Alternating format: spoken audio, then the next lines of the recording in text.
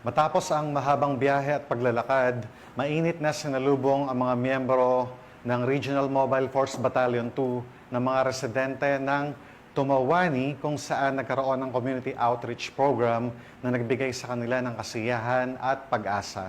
Ang magandang balita ay mula kay Patrolwoman Janet Balad.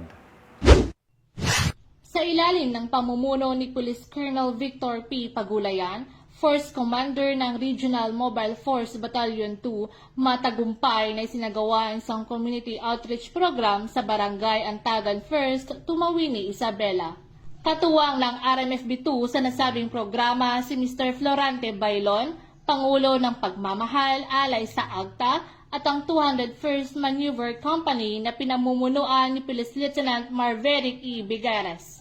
Layunin ng aktibidad na ito na may padama ang malasakit at serbisyo ng kapulisan sa mga mamamayan, lalo na sa mga nangangailangan ng tulong at suporta sa komunidad.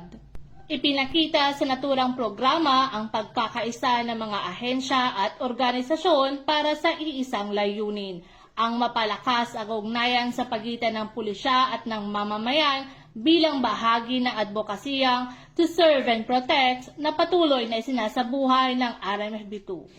Mula dito sa Lambak ng Cagayan, ako ang iyong TNN correspondent, Patrolwoman Janet Balad, alagad ng batas, tagataguyod ng Balitang Pulis.